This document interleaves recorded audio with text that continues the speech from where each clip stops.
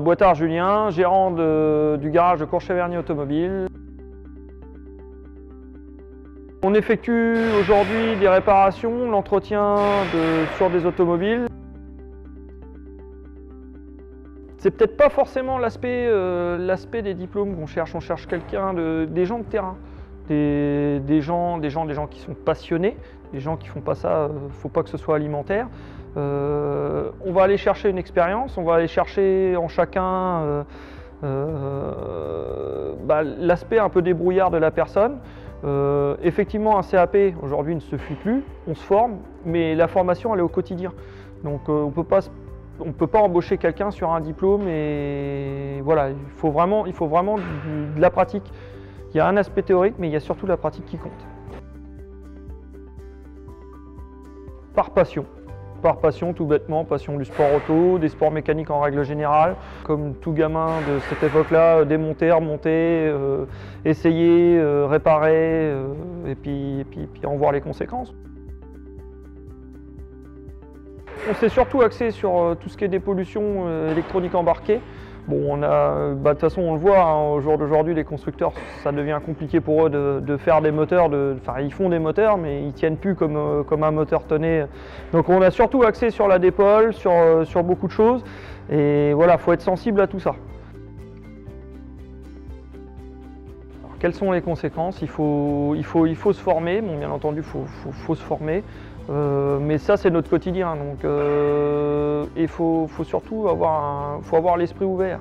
Donc, pouvoir être capable de se retourner du jour au lendemain, de dire voilà, je ne suis pas assez formé, il faut que je me reforme. Ou alors, il ne faut pas rester sur ses acquis. Il faut vraiment aller de l'avant et puis de se dire chaque jour, on en apprend.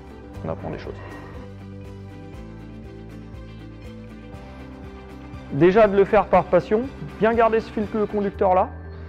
Parce que généralement, l'automobile, c'est bien, mais il y a aussi du moins bien. Voilà, c'est souvent, enfin moi je prends mon parcours en exemple, c'est parsemé d'embûches et il faut savoir garder un fil conducteur et se dire que c'est un super métier et il faut continuer dans cet esprit. C'est un métier qui est dur. Nous, en tout cas en mécanique, on est dans des conditions souvent qui sont sales, qui sont... Bon, même malgré tout, ça a évolué, qui sont sales, on est dans le froid, on intervient sur tout type de véhicule, notamment en multimarque. Déjà, bien cibler, voir ce qu'il veut faire. J'ai toujours pratiqué les petits garages plutôt que les grandes structures. Les grandes structures, très entre guillemets structurées, on fait souvent les mêmes choses, on revient souvent sur les mêmes choses, que là, c'est beaucoup plus varié. Si on fait le tour d'un atelier, même aujourd'hui, on peut voir une Porsche, on peut voir une MG, on peut voir une C3, on peut voir un C15, on peut voir une tondeuse, on touche à tout. J'ai envie de dire, et ça apporte une expérience sur tout. Et c'est là que ça devient intéressant et ça permet d'être ouvert. On est aux côtés des apprentis. On voit que les jeunes délaissent les métiers manuels, les métiers de l'automobile pour aller vers de la vente, vers plein de choses. Et je pense que si on ne forme pas les jeunes, on n'aura pas la relève, on n'aura plus de personnel, on n'aura plus rien. Et se retrouver seul, c'est ce qu'il y a de pire. Donc il faut vraiment former des jeunes et des moins jeunes d'ailleurs. Ça ouvre sur tout ce qui est manuel. Je sais pas, demain vous avez une antenne de télé à poser ou des choses comme ça, voilà.